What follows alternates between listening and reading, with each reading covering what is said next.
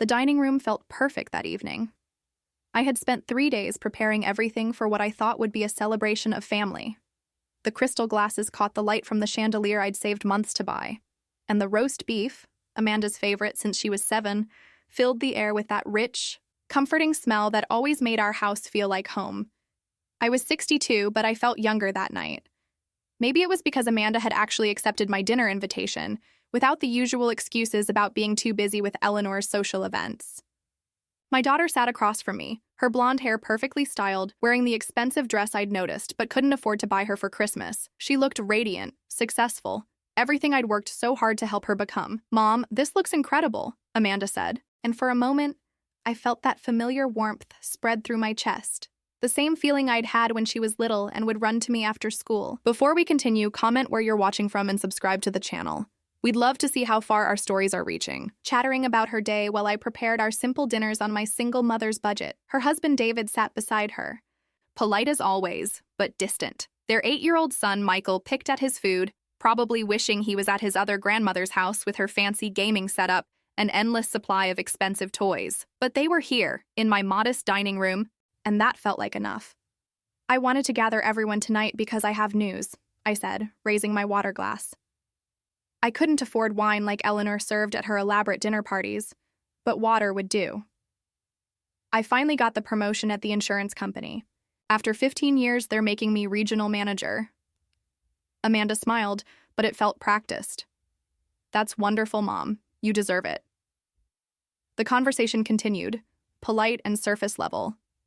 I asked about Michael's school, David's work, Amanda's volunteer activities with Eleanor's charity foundation. Everything seemed normal until Amanda stood up, her own glass in hand. "Actually, I have something to say too," she announced, and my heart lifted. Maybe she had good news to share. Maybe this evening would become one of those memories I'd treasure. "I've been thinking a lot lately about family, about gratitude, about the people who've really shaped my life." She paused, looking directly at me, and I felt myself straightening in my chair, anticipating something beautiful. "And I realized I need to acknowledge someone who's been like a mother to me, who's shown me what unconditional love really looks like." Amanda's voice grew stronger, more confident. "Someone who's always been there, who's given so much without ever asking for anything in return." My throat tightened with emotion. After all these years of struggling, of working 2 jobs to pay for her college, of sacrificing my own dreams so she could have hers, she was finally going to acknowledge it, finally going to say the words I'd been waiting to hear. Amanda lifted her glass higher. "To Eleanor, the real grandmother my son deserves. The one I wish I'd had growing up. The woman who's shown me what it means to truly care for family." The words hit me like a physical blow. I felt my chest constrict, the air seeming to leave the room entirely. I sat frozen, my water glass halfway to my lips, watching my daughter beam at the empty chair where Eleanor would have sat if she'd been invited to my dinner. "Mom?" Amanda's voice seemed to come from far away. "Aren't you going to toast with us?" I looked at her face, really looked at it, and saw something I'd been refusing to acknowledge for years. There was no warmth there when she looked at me. No recognition of the woman who had held her hair when she was sick, who had worked overtime shifts to pay for her dance lessons, who had eaten cereal for dinner so she could have proper meals. "Perfect," I heard myself say, my voice surprisingly steady. "She can support your family now." The silence that followed was deafening. David shifted uncomfortably in his seat. Michael continued eating, oblivious to the tension that had just filled the room like smoke from a fire. Amanda set down her glass with a sharp clink. "Mom, what's that supposed to mean?" I stood up slowly, feeling older than my 62 years. "It means exactly what I said, Amanda. If Eleanor is the real grandmother, if she's the one who truly cares for family, then she's the one who can take care of all of you." "You're being dramatic," Amanda said, but there was uncertainty in her voice now. "I was just expressing gratitude. Eleanor has been incredibly generous to us." Generous. The word echoed in my mind as I looked around the dining room I'd furnished piece by piece over the years, the secondhand table I'd refinished myself, the mismatched chairs I'd collected from yard sales, the discount store placemats that I'd thought looked elegant enough for a special dinner. "Yes," I said quietly. "I imagine she has been." I began clearing the plates. Even though we hadn't finished eating, my hands moved automatically while my mind reeled. How had I been so blind? How had I not seen what was happening right in front of me? "Mom, sit down. Let's talk about this like adults," Amanda said, but I could hear the irritation creeping into her voice. The same tone she'd used as a teenager when I'd embarrassed her in front of her friends by driving our old car to pick her up from school. "There's nothing to talk about," I replied, carrying the dishes to the kitchen. "You've made your feelings perfectly clear." When I returned to the dining room, they were gathering their things. Amanda's face was flushed, whether from anger or embarrassment, I couldn't tell. "We're leaving," she announced. "When you're ready to have a mature conversation about this, call me." I watched them walk out of my house, my grandson's small hand in his mother's perfectly manicured one. David offered me an apologetic look over his shoulder, but he followed his wife without a word. After the door closed, I stood in my empty dining room, surrounded by the remnants of what I'd hoped would be a celebration. The roast beef sat cooling on the counter. The crystal glasses, my one extravagance, reflected the overhead light like tears. That's when I understood the truth I'd been avoiding for years. I hadn't lost my daughter tonight. I'd simply finally acknowledged that I'd lost her long ago, one expensive gift and lavish dinner party at a time. Eleanor hadn't stolen Amanda from me. I'd been competing in a game where I never had a chance to win. But as I stood there in the quiet of my small house, I felt something I hadn't expected. Relief. The exhausting race was finally over. That night, I couldn't sleep. I sat in my kitchen with a cup of tea, staring at the photo album I'd pulled from the closet. Page after page of memories Amanda had never bothered to ask about. Pictures of a life she'd decided wasn't worth remembering. There I was at 26, holding her as a newborn. My face looked exhausted but radiant, completely unaware of what lay ahead. Her father had left 2 months before she was born, deciding that responsibility wasn't for him. I'd named her Amanda because it meant worthy of love, and I'd believed with my whole heart that love would be enough. The early years were harder than I'd ever admitted to anyone. I worked at the diner during the day and cleaned offices at night, coming home to relieve Mrs. Patterson, the elderly neighbor who watched Amanda for almost nothing because she knew I was trying my best. Some nights I'd collapse into bed still wearing my work clothes, too tired to change. I flipped to a picture of Amanda's 3rd birthday. I'd made her cake from a box mix, decorated it with plastic figurines from the dollar store. She was beaming, gap-toothed and happy, holding a second-hand doll I'd bought from the thrift shop and carefully cleaned and mended. She'd named it Bella and carried it everywhere for 2 years. When Amanda was 5, I made the decision that changed everything. I gave up my dream of finishing college and took a full-time position at Morrison Insurance. The pay was better, the hours more stable, and there were benefits. Amanda needed stability more than I needed a degree. I remembered her first day of kindergarten. I'd sewn her school clothes myself, staying up late with patterns spread across the kitchen table. She looked beautiful, even if her dress wasn't from the department store like some of the other children's. I'd packed her lunch in a brown bag with a note that said, "Mommy loves you," and drawn a smiley face. "Why can't I have a lunchbox like Sarah's?" she'd asked, pointing to a classmate's character-themed box. "We'll get one soon, sweetheart," I'd promised, knowing it would take 3 weeks of saving to afford it. But I did buy that lunchbox, and the matching backpack, and the name-brand sneakers she wanted when the ones from the discount store weren't good enough anymore. Each purchase meant something else I couldn't have: a repair for my car, a new winter coat for myself, sometimes just a decent meal. The years blurred together in the album. Amanda's school plays where I sat in the back row after rushing from work, still in my office clothes. Birthday parties I couldn't afford, but somehow managed to throw. Christmas mornings where I'd maxed out credit cards to put presents under our small tree. Then the photos stopped for a while. Those were the years when Amanda started caring about what other people thought. When she noticed that our car was older, our house smaller, our vacations non-existent while her friends went to Disney World in Europe. "Why can't we live in a nice neighborhood like Jessica's family?" she'd asked when she was 12. "Because nice neighborhoods cost money we don't have," I'd explained. "Then why don't you get a better job?" The question had stung because I'd asked myself the same thing countless times. But better jobs required degrees I didn't have, connections I'd never made, time I couldn't spare while raising her alone. When Amanda was 15, she met David. His family lived in the kind of house she'd always envied, colonial style with a circular driveway and professionally landscaped yard. His mother, Eleanor, dressed like she stepped out of a magazine and spoke with the confidence of someone who'd never worried about money. I'd tried to like Eleanor from the beginning. She was polite enough, though I caught the way her eyes swept over my small living room, taking inventory of everything I couldn't provide. She complimented my quaint decorating style and my brave choice to be a single mother. "Linda works so hard," she'd told Amanda during one of their early visits to our house. "It must be difficult, managing everything alone." At the time, I'd thought she was being supportive. Now I understood she was planting seeds. The album showed Amanda's high school graduation, I'd saved for months to buy her the expensive dress she wanted, even though it meant I couldn't fix my car's air conditioning that summer. Eleanor had thrown her a lavish graduation party at their country club, complete with a professional photographer and a guest list of 100 people. "Mom, you don't mind if we do the party at Eleanor's, do you?"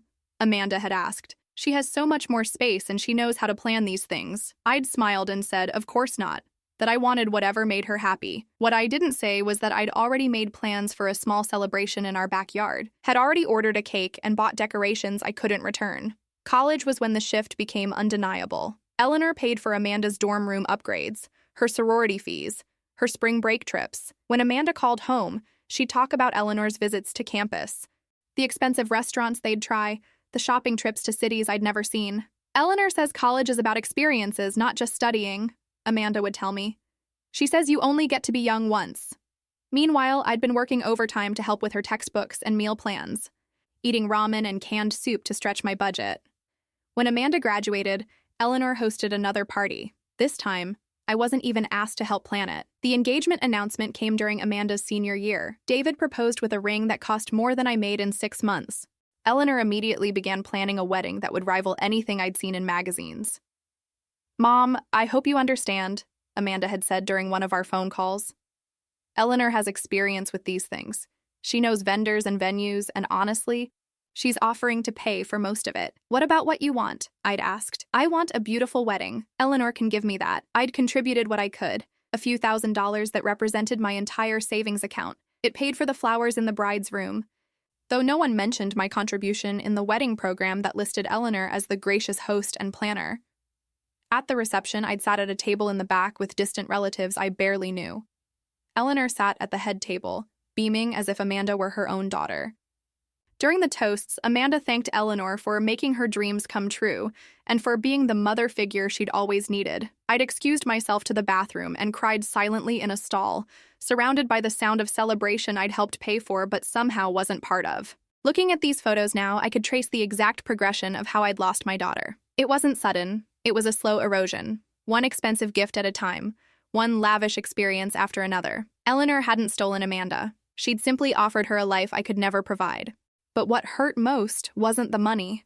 It was the way Amanda had started looking at me, not with gratitude for the sacrifices I'd made, but with embarrassment for what I couldn't give her. Eleanor represented everything Amanda wanted to be, and I represented everything she wanted to leave behind. I closed the album and sat in the quiet of my kitchen. 36 years of motherhood reduced to faded photographs and memories no one else cared to remember. Tomorrow, I would start living for someone who had been forgotten in all of this. Myself. 3 days after the dinner, Amanda finally called. I was at my desk at Morrison Insurance, reviewing claim files, when my phone buzzed with her name. For a moment, I considered not answering, but old habits die hard. "Hi, Amanda. Mom, we need to talk." Her voice had that controlled tone she used when she was trying to manage a situation. "I think you misunderstood what happened the other night." I set down my pen and leaned back in my chair. "Did I?" "Yes. I wasn't trying to hurt you. I was just expressing gratitude to Eleanor for everything she's done for our family. That doesn't diminish what you've done. Everything she's done for our family." The words hit me differently now. When had it become Eleanor's family and not mine? "Amanda, can I ask you something?" "Of course. Do you remember your 16th birthday?" There was a pause. "Mom, what does that have to do with anything? Just answer the question." "Do you remember it?" "I remember Eleanor threw me that surprise party at the country club. It was amazing." My chest tightened. "That was your 17th birthday. I asked about your 16th. Silence. "Your 16th birthday was on a Tuesday. You wanted to go to that new restaurant downtown, the one with the $40 steaks. I'd been saving for 2 months to take you there. Just the two of us. You ordered the most expensive thing on the menu, and I pretended to eat the side salad because I'd spent my grocery money on that dinner." "Mom, I don't really remember." "Of course you don't. Because 3 days later, Eleanor took you to New York for a weekend shopping trip and Broadway show. That's what you remember. That's what was worth remembering." "You're being unfair. Eleanor has resources that allow her to do nice things. That doesn't mean I don't appreciate what you did." "When was the last time you asked me about my life, Amanda? About my job, my health, my interests? When was the last time you called just to talk to me? Not because you needed something." Another pause. Longer this time. "That's not fair," she said finally. "I've been busy. David's career, Michael's activities, the charity work with Eleanor's foundation. Life is complicated. Life has always been complicated, Amanda. I managed to make time for you even when I was working 2 jobs and going to night school to get my insurance license. Night school? When did you go to night school? The question broke something inside me. I'd spent 3 years taking evening classes while she was in high school, studying at the kitchen table after she went to bed, taking exams on Saturday mornings. I'd gotten my license and the promotion that had made our lives more stable. She'd never noticed. Never mind, I said quietly. Mom, look, I know you've made sacrifices. I do appreciate that, but I don't understand why you're making this about choosing sides. Eleanor and I have a good relationship. She's been generous to our family. That doesn't mean I love you any less. Eleanor and you have a good relationship, I repeated. Tell me, Amanda, when Eleanor says something critical about me, do you defend me? She doesn't say critical things about you. She told you I was too controlling when I insisted you call me every Sunday during college. She told you I was being selfish when I couldn't afford to contribute more to your wedding. Mom, that's not... She told you I was holding you back when I suggested you think carefully before quitting your job to volunteer full-time for her charity. The silence stretched between us. Finally, Amanda spoke, her voice smaller now. She was trying to help me see different perspectives. And what perspective was that? Exactly? That your mother, who raised you alone and gave up everything to make sure you had opportunities, was somehow the problem in your life? That's not what she said, isn't it? Amanda, let me ask you something else. How much money do you think I've given you over the years? For college? For your apartment deposit, for your car down payment, for help with the house purchase, for Michael's daycare when he was little? I don't keep track of those things. Family helps family. $63,000. I keep track because every dollar came from somewhere else I couldn't spend it. But you're right. Family helps family. So when Eleanor started paying for Michael's private school, did you think to ask me if I wanted to contribute? When she bought him that expensive computer setup, did you mention that maybe his grandmother might like to be involved in his education too?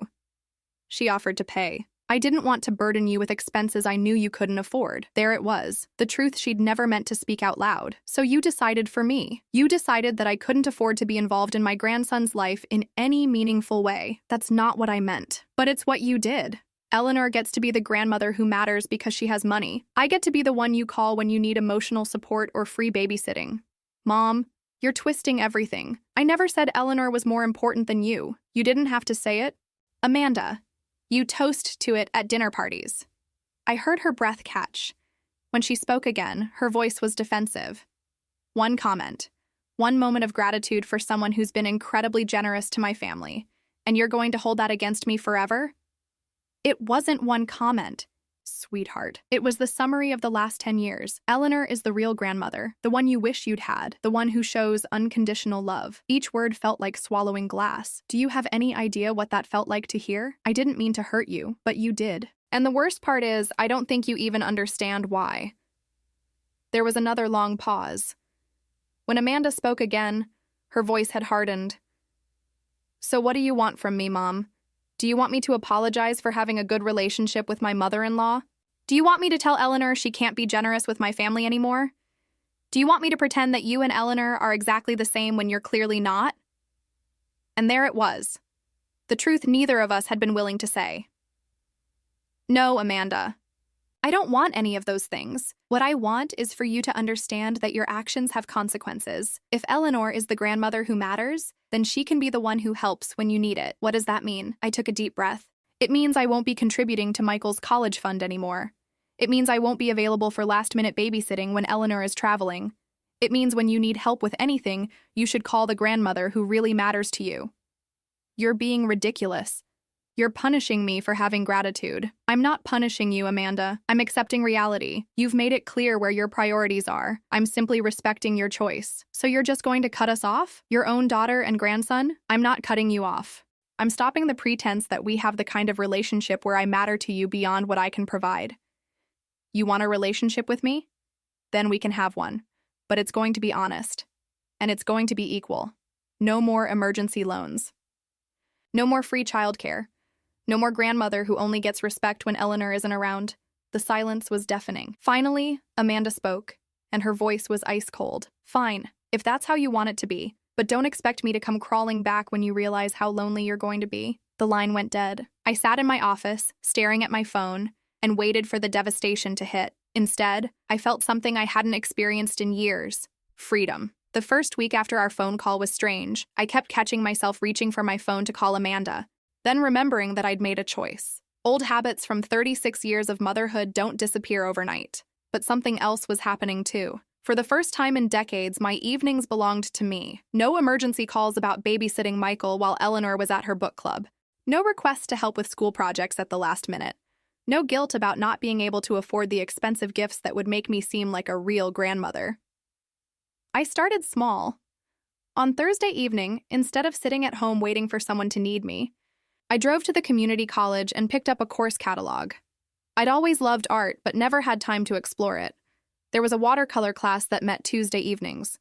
The fee was manageable now that I wasn't supplementing Amanda's household budget. The first class was intimidating. I sat in the back row, feeling older than the other students, most of whom seemed to know each other already. The instructor, Maria, was a woman about my age with paint-stained fingers and the kind of confidence I envied. Art isn't about perfection, she told us as we set up our supplies. It's about expression. Don't worry about making something beautiful. Worry about making something honest. My first painting was terrible, the colors muddy, the shapes awkward. But as I worked, something inside me relaxed. For 2 hours, I didn't think about Amanda or Eleanor or the empty spaces in my life. I just focused on the way the blue paint moved across the paper, the gentle scratch of the brush. After class, a woman named Joyce approached me. She was probably in her late 50s with short gray hair and laugh lines around her eyes. First time? She asked, is it that obvious? We all started somewhere. I've been coming here for 3 years now. Best decision I ever made. We walked to the parking lot together, and I found myself telling her about the class, about wanting to try something new. Good for you, Joyce said. It's never too late to discover what you're good at. That night, I hung my terrible watercolor on my refrigerator. It looked ridiculous next to the grocery lists and insurance company memos.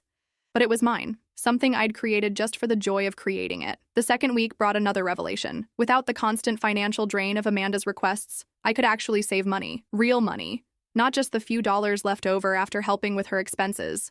I opened a separate savings account and labeled it Linda's Adventures. The name made me smile. When was the last time I'd had an adventure? When had I done anything just because I wanted to? Not because someone needed me to? I started saying yes to invitations I'd always declined. Margaret from accounting had been asking me to join her book club for years. I'd always said no because Tuesday nights were often when Amanda needed babysitting. Now Tuesday nights were for watercolor class. But Margaret's book club met on Saturdays. Their current selection was a novel about a woman who traveled to Italy after her divorce. The protagonist was younger than me, but her journey resonated. The idea of going somewhere just to see it, to experience something new, felt revolutionary. Have you ever been to Europe, Linda?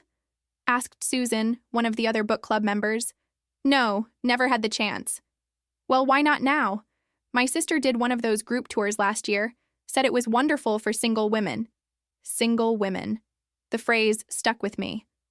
I'd been a single mother for so long that I'd forgotten I was also just a single woman, a woman with her own interests, her own dreams, her own right to happiness. That weekend, I did something I'd never done before. I went to the mall not to buy something Amanda needed, but to buy something for myself.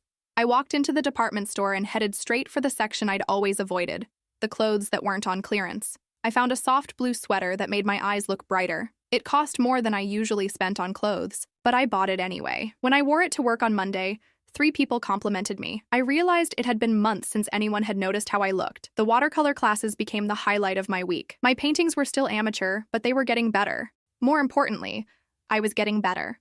More confident. More willing to take risks with color and composition.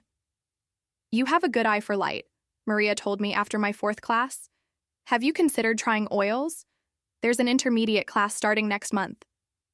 6 months ago, I would have said no automatically. Too expensive, too time-consuming, too selfish when Amanda might need me. Now I signed up on the spot. Joyce and I started going for coffee after class. She was recently divorced, rediscovering herself after 28 years of marriage to a man who'd controlled every aspect of her life. I spent so many years being what other people needed, she told me one evening.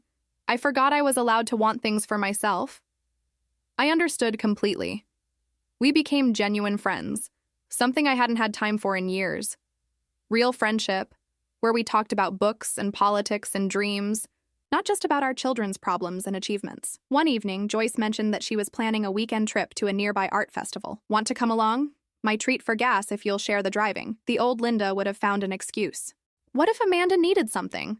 What if there was an emergency? The new Linda said yes immediately. The art festival was a revelation. Dozens of artists displaying their work, people who'd turned their passion into a living. I bought my first piece of original art, a small landscape that reminded me of the view from my childhood bedroom window. It cost $200, money I would have agonized over spending before. Now it felt like an investment in the person I was becoming. You could sell your work too, you know, Joyce said as we walked among the booths. I've seen your paintings. They're getting really good.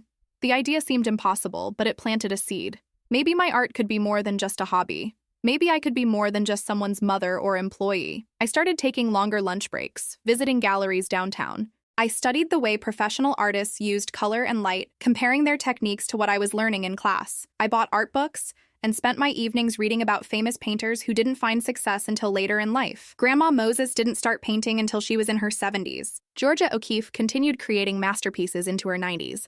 Maybe 62 wasn't too late to become the person I was meant to be. The strangest part of this new life was how little I missed the old one. I'd expected to feel lonely without Amanda's constant presence, even if that presence had become increasingly critical and demanding. Instead, I felt lighter. The weight of constantly trying to measure up to Eleanor's standards, constantly worrying about whether I was good enough, had been exhausting. Now my worth wasn't measured by how much I could give or how useful I could be. It was measured by how I felt when I painted, how I laughed with Joyce over coffee, how I looked forward to each new day instead of dreading the next crisis I'd need to solve. 3 months after that phone call with Amanda, I looked at myself in the mirror and saw someone I barely recognized. My face was more relaxed, my posture straighter. The blue sweater had been joined by other clothes that actually fit and flattered me. I'd stopped getting my hair cut at the cheapest salon and found someone who understood what would work with my face shape. I was becoming myself. At 62, I was finally discovering who Linda actually was when she wasn't defined by her relationship to other people. And for the first time in decades, I liked what I saw. 6 months had passed since Amanda and I last spoke. I was getting ready for my intermediate oil painting class when my phone rang. The number wasn't familiar, but something made me answer. Linda, this is David. My son-in-law's voice was strained, exhausted. We'd barely spoken since that dinner, and hearing him now sent a chill through me. David, is everything okay? It's Eleanor. She had a stroke 3 days ago. She's in intensive care at St. Mary's Hospital. I sank into my kitchen chair, processing the information. Eleanor, who had seemed invincible with her perfect health and expensive medical care, was fighting for her life. How is Amanda handling it? Not well. She's barely left the hospital. I thought you should know. There was something in his voice, a heaviness that suggested this conversation was about more than just sharing bad news. Is there something else, David? A long pause. Linda, there are things you need to know. Things about Eleanor that Amanda is just now discovering. What kind of things? Can we meet? I can't talk about this over the phone, and Amanda doesn't know I'm calling you. We arranged to meet at a small cafe near the hospital. I spent the drive wondering what could be so serious that David would risk Amanda's anger by contacting me. I found him at a corner table, looking like he hadn't slept in days. His usually neat appearance was disheveled, his expensive shirt wrinkled. Thank you for coming, he said as I sat down. I wasn't sure you would. You're still family, David. Whatever happened between Amanda and me doesn't change that. He ordered coffee with shaking hands. Eleanor's in bad shape. The doctors aren't optimistic. But before she lost consciousness, she said some things that made me realize how wrong we've all been. What did she say? David stared into his coffee cup. She kept apologizing, said she was sorry for what she'd done to you, sorry for turning Amanda against you. At first, I thought it was just the medication, you know? People say strange things when they're heavily sedated. But then Amanda mentioned going through Eleanor's papers to handle her affairs, and I offered to help. Linda, what we found... He stopped, running his hands through his hair. Tell me. Letters.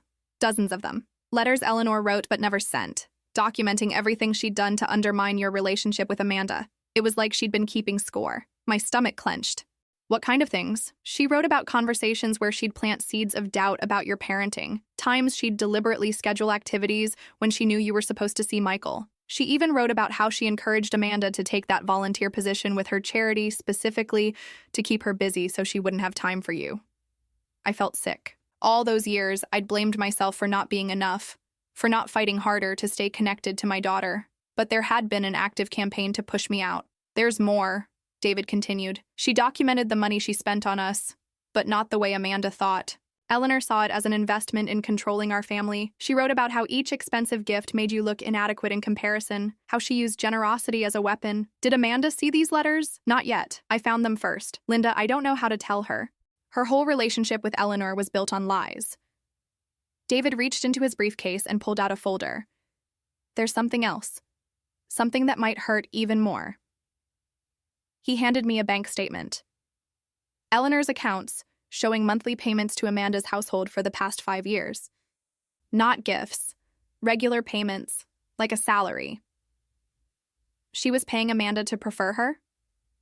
$5,000 a month, deposited into an account Amanda thought was from David's bonus structure at work. Eleanor was literally buying her loyalty. The revelation hit me like a physical blow.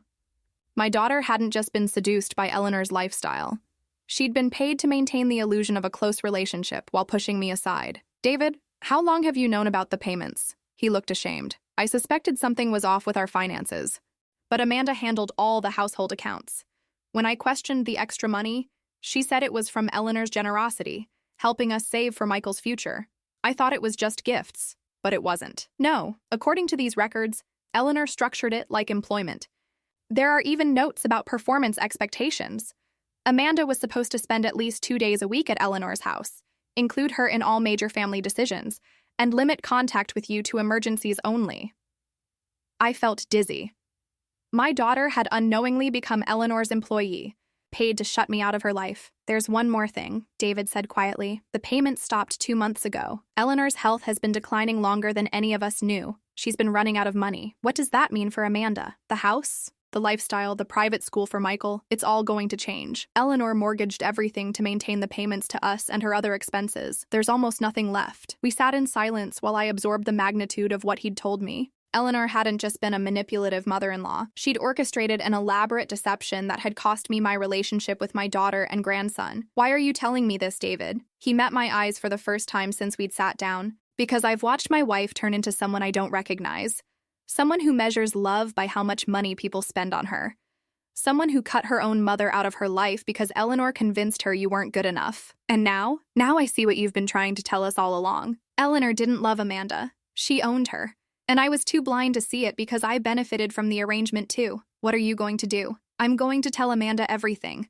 Tonight, when she comes home from the hospital. She deserves to know the truth, even if it destroys her. David, be careful how you do this. Amanda's world is about to collapse. She's going to need support, not judgment. Will you forgive her? When she realizes what happened, will you be willing to have a relationship with her again? I thought about the question for a long moment. 6 months ago, I would have said yes immediately, desperate to have my daughter back at any cost. But I'd spent half a year learning to value myself, learning that love shouldn't require me to diminish who I am. I'll always love Amanda, I said finally. But any relationship we have going forward will have to be different, equal, honest. I won't go back to being the backup grandmother who only matters when Eleanor isn't available. David nodded. I think she's going to need time to process all of this. The Eleanor she thought she knew never existed. The relationship she treasured was a business transaction, and the mother she pushed away was the only one who ever loved her unconditionally. How is she going to handle losing Eleanor? I don't know. But Linda, I think losing you was harder on her than she ever admitted. She talks about you sometimes when she doesn't think I'm listening. She misses the relationship you used to have, but she didn't know how to get back to it without admitting she was wrong. As I drove home, I felt a complicated mix of emotions. Vindication that I hadn't been imagining Eleanor's manipulation. Sadness for Amanda, who was about to discover that the woman she'd idolized had been using her. And uncertainty about what came next. My phone was already ringing when I walked into my house. Amanda's name flashed on the screen. David had told her everything. I stared at the phone, remembering the hurt in her voice 6 months ago when she'd accused me of cutting off the family. Now she knew the truth about who had really been working to divide us. But I wasn't the same person who would have answered immediately, desperate to comfort her. I was someone who had learned to paint watercolors and make real friends and value my own time. I let the phone ring. Amanda called 17 times that first night. 17 calls I didn't answer while I sat at my easel, working on a painting of the sunset I'd watched from my bedroom window. Each ring felt like a test of the boundaries I'd learned to set, and each time I chose not to answer, I felt stronger. On the third day, she showed up at my door. I saw her through the window before she knocked, sitting in her car in my driveway for nearly 20 minutes. She looked small behind the wheel, nothing like the confident woman who'd toasted Eleanor 6 months earlier. When she finally approached my door, her face was swollen from crying. I opened the door but didn't invite her in immediately. "Mom." Her voice was barely a whisper. "Hello, Amanda. Can I come in? Please?" I stepped aside, watching as she took in the changes to my living room. The new paintings on the walls, my own work, framed and displayed with pride. The art books stacked on the coffee table. The evidence of a life that had continued and flourished without her. She sat on the edge of my couch, clutching a tissue box like a lifeline. David told me everything. About the money, about the letters, about what Eleanor really did. She looked up at me with eyes that reminded me of the little girl who used to run to me when she was hurt. "Mom, I'm so sorry. I'm so incredibly sorry." I sat across from her in the chair I'd bought for myself, a comfortable reading chair in soft green fabric that made me happy every time I looked at it. "I know you are, sweetheart. Eleanor died yesterday morning." I felt a pang of genuine sadness. Whatever Eleanor had done, she'd been a human being who'd died alone with her deceptions. "I'm sorry for your loss, Amanda. I know she meant a lot to you." "Did she? Did she really mean anything? Or was it all fake?"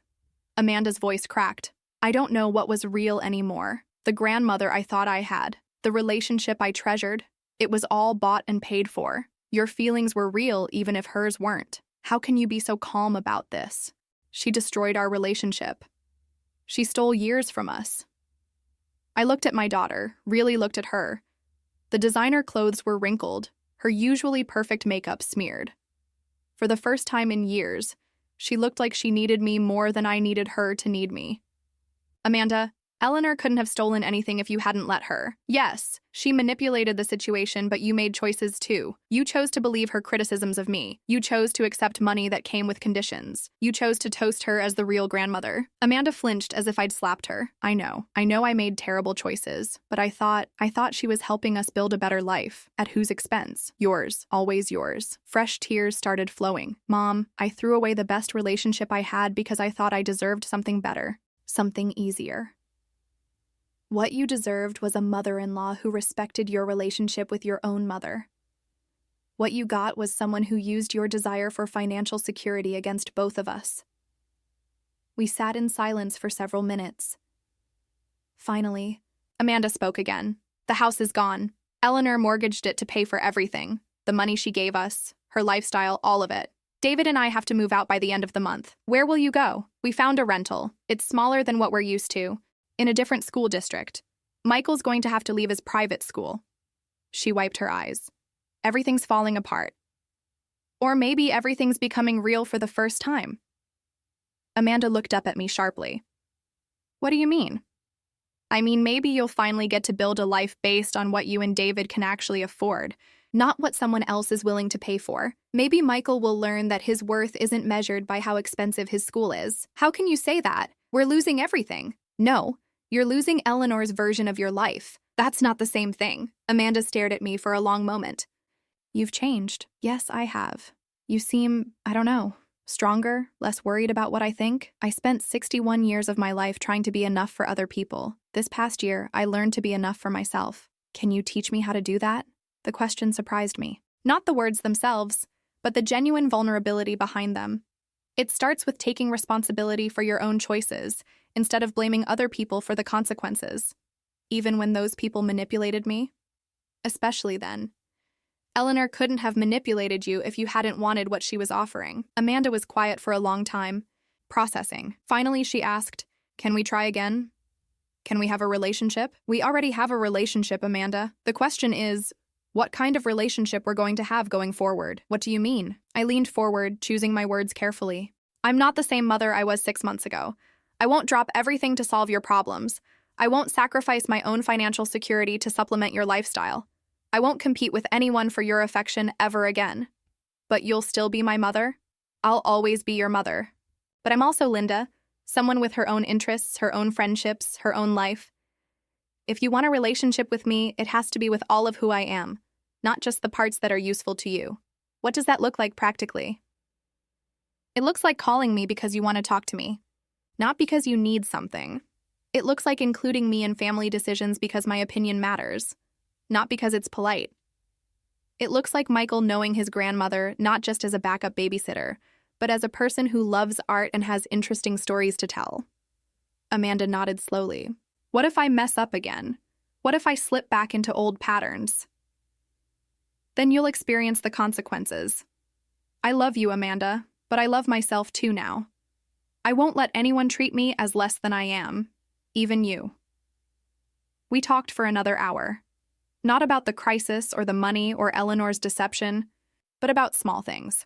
I told her about my painting classes and my friend Joyce. She told me about Michael's interest in dinosaurs and David's promotion at work. Normal conversation between two adults who happened to be related. When she left, she hugged me at the door. Not the desperate clinging of someone trying to fix things, but the genuine embrace of someone who was grateful for my time. Mom, can I see some of your paintings sometime? I'd like that. After she drove away, I stood in my doorway watching the sunset, paint the sky in shades of orange and pink. Colors I'd learned to capture on canvas, beauty I'd learned to appreciate when I stopped focusing on what I didn't have. 3 months later, Amanda and I have lunch every other Saturday. Not because she needs me, but because she enjoys my company. Michael calls me Grandma Linda now, and last week he asked if I could teach him to paint.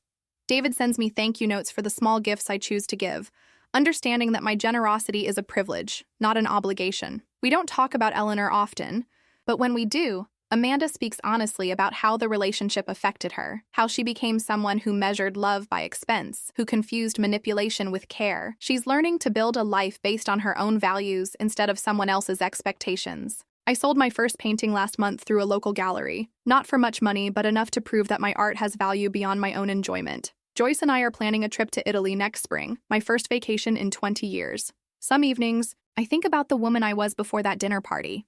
The woman who would have done anything to keep her daughter happy, who measured her own worth by how much she could sacrifice. I feel compassion for her, but I don't miss her. That woman spent decades believing that love required her to be less than she was. This woman knows that real love, the kind worth having, asks her to be exactly who she is. I'm 63 years old, and I'm finally free. Not free from loving my family, but free to love them without losing myself. Free to paint sunsets and travel to Italy and say no when saying yes would diminish me. Free to be Linda, not just Amanda's mother. And for the first time in my life, that feels like enough.